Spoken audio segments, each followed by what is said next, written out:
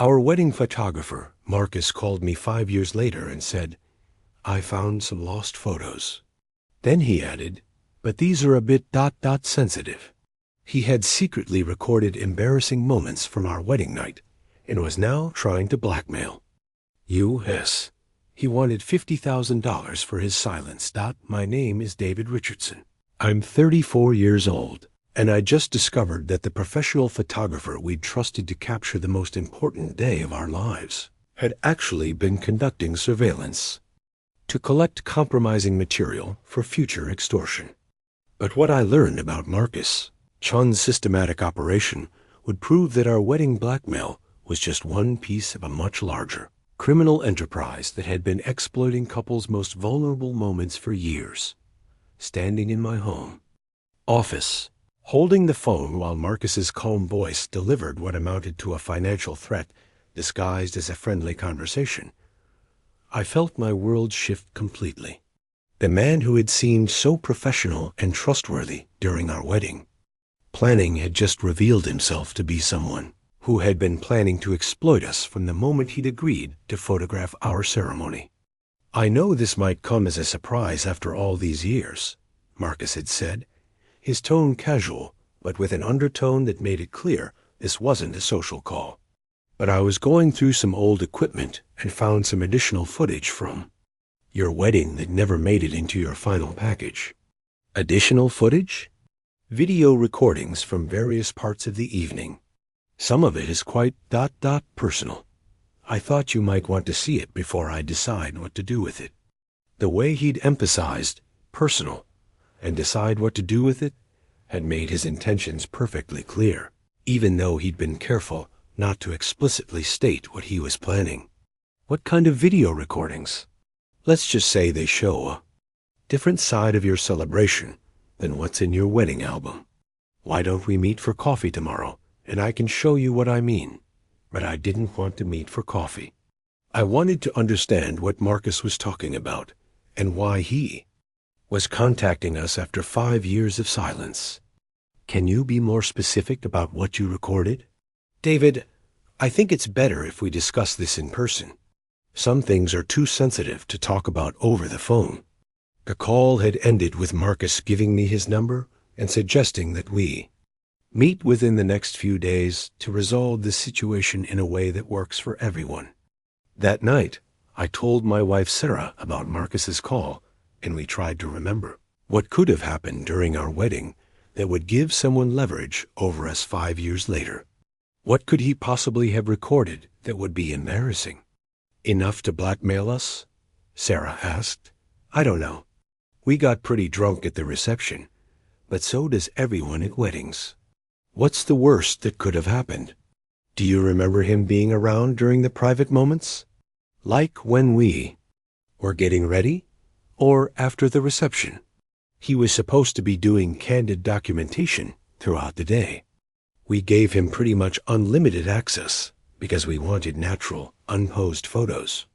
The more we talked about it, the more we realized how much access we'd given Marcus to our private moments, and how little we actually knew about his character or motivations. To understand how Marcus had been able to position himself to exploit us, I need to explain how we'd chosen him as our wedding photographer and why we trusted him so completely. We'd met Marcus Chen 2 years before our wedding at a bridal expo where he'd been showcasing his portfolio and offering consultations for engaged couples. His work had been impressive, artistic, emotional, and technically excellent. "I believe wedding photography should tell the complete story of your day," he'd explained during our initial consultation. "Not just the posed portraits, but the real emotions, the spontaneous moments, the authentic experience of your celebration." Marcus had shown us albums from previous weddings that captured intimate, emotional moments that seemed genuine and unguarded. Couples crying during their vows, families laughing together, quiet moments between bride and groom that felt private and personal. "How do you capture such natural moments?" Sarah had asked. "It's about being invisible," Marcus had said. "People forget I'm there, and that's when the real story emerges." I use small, unobtrusive equipment and position myself where I can document everything without interfering with your experience. His approach had seemed perfect for what we wanted: comprehensive documentation of our wedding day that would capture not just the formal moments, but the real emotions and experiences that make each wedding unique. Marcus's pricing had been competitive. His references had been excellent, and his contract had seemed professional and thorough. We'd signed with him 18 months before our wedding, paid a deposit, and felt confident that we'd chosen someone who would create beautiful memories of our special day. "I want you to feel completely comfortable with me," Marcus had said during one of our pre-wedding meetings. "My job is to blend into the background and capture your day as it naturally unfolds. You shouldn't have to think about the photography at all." The planning sessions with Marcus had been detailed and comprehensive. He'd asked about our timeline, our venue, our family dynamics, and our preferences for the types of shots we wanted. "I like to understand the full context of the day," he'd explained. "Who are the important people? What are the meaningful moments? Are there any private traditions or personal elements that you'd want documented?" Marcus had also asked for unusual access compared to other photographers we'd interviewed. "I work best when I can move freely throughout the entire event," he'd said. "Bridal prep, ceremony, reception, and beyond. Some of the most beautiful moments happen when couples think the formal photography is over." "What do you mean by beyond?" I'd asked. "Sometimes couples want documentation of their departure, or even some casual shots the day after the wedding. It depends on what kind of complete story you want to tell." We'd agreed to extensive access because we trusted Marcus and wanted comprehensive coverage of our wedding experience. The wedding day itself had gone smoothly, with Marcus seeming to be everywhere and nowhere at the same time. He'd been professional, unobtrusive, and had captured what appeared to be beautiful moments throughout the day. "He's amazing," Sarah had said during a quiet moment at the reception. "I keep forgetting he's here, but then I see him getting these perfect shots." Marcus had stayed late into the evening, long after many of the guests had left, continuing to document what he'd called the intimate conclusion of our celebration. "The best wedding photos often happen in the last few hours," he'd explained, "when the formal elements are over and couples can really relax and be themselves." We'd received our wedding photos 6 weeks later, over 800 images that beautifully captured our day. The formal shots were elegant, the candid moments were emotional, and the overall package had exceeded our expectations. "These are incredible," Sarah had said as we'd looked through the albums. "He captured moments I didn't even know were happening." We'd recommended Marcus to several friends and had considered our wedding photography experience to be completely positive. Until his phone call 5 years later changed everything we thought we knew about what he'd actually been doing during our wedding. The meeting I'd agreed to with Marcus took place at a coffee shop downtown, where he'd brought a laptop and a manila envelope that he'd kept deliberately visible on the table between us. "I want you to understand that I've always had a lot of respect for you and Sarah." He'd begun, his tone friendly but businesslike. "That's why I wanted to handle this situation discreetly." "What situation?" Marcus had opened his laptop and showed me a video file that made my stomach drop. It was footage of Sarah and me in our hotel room after the wedding, clearly taken from a hidden camera that had been positioned to capture our most private moments. "How did you ... I'd started, but Marcus had held up his hand. "The how isn't important. What's important is that this footage exists, and right now, I'm the only person who has it." "You recorded us without our permission in our private hotel room?" "David, let's focus on solutions rather than problems. This material never has to see the light of day. It can stay completely private, just between us. What do you want?" "I think $50,000 is a reasonable price for my discretion. It's a small cost to protect your privacy and your reputation." Marcus had then shown me additional footage, videos of other private moments from our wedding weekend that we'd never known were being recorded. Getting dressed, private conversations with family members, intimate moments that no couple would want strangers to see. You've been planning this since our wedding? I've been waiting for the right time to approach you. You're both successful professionals now. You can afford to protect your privacy. This is blackmail. This is a business transaction. You pay for my discretion, and I forget this footage ever existed. Marcus had given me a week to consider my options, and had made it clear that if I didn't pay, the footage would be shared with people who could damage our careers and reputation. The investigation I began that night revealed that Marcus Chen had been operating a sophisticated blackmail scheme targeting married couples for over 8 years, working with a private investigator named Jennifer Walsh, who specialized in extortion cases. I discovered that Marcus's wedding photography business was essentially a front for collecting compromising material that he could use for future blackmail. Marcus isn't just a photographer who decided to start blackmailing people, Jennifer explained during our first meeting. He's a predator who chose wedding photography specifically because it gives him access to people's most private and vulnerable moments. How many other couples has he done this to? Based on what we've found so far, at least 32 couples over the past 8 years. The total amount he's extorted is approaching $800,000. How does he get away with it for so long? Because victims are afraid to report it. Nobody wants their private moments to become public, so they pay rather than fight. Jennifer's investigation revealed Marcus's sophisticated techniques for secretly recording couples during their weddings and the extensive planning that went into positioning cameras and recording equipment. He scouts venues weeks in advance. She explained. He plants hidden cameras in hotel rooms, bridal suites, and private areas. He also uses modified professional equipment that records without couples knowing. So the regular wedding photos are just cover? Exactly. He delivers beautiful wedding photos, so couples are completely satisfied with his work. Then he waits years before approaching them with the blackmail material. Why wait years? Because by then, couples have established careers, bought homes, started families. They have more to lose and more money to pay. Fresh newlyweds might not have $50,000, but successful professionals do. The evidence Jennifer uncovered showed that Marcus had been methodically targeting high-earning professionals, lawyers, doctors, business executives, whose careers could be damaged by the release of compromising personal footage.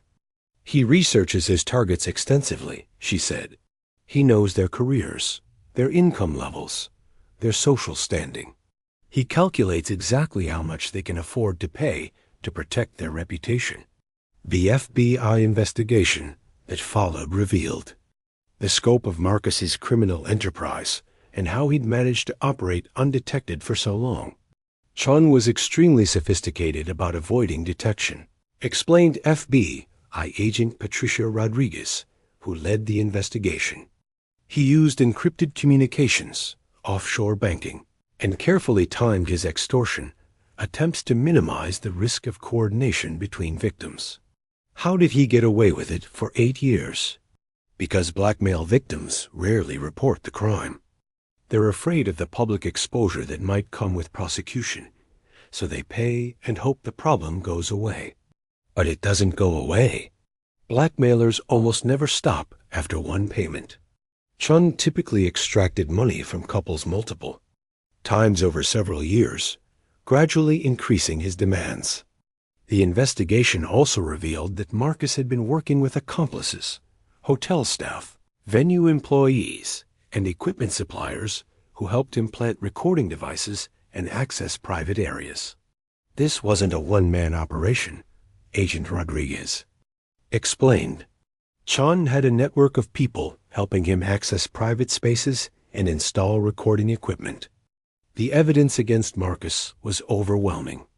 The FBI had recovered hundreds of hours of secretly recorded footage, financial records showing payments from dozens of victims, and communications detailing his extortion strategies.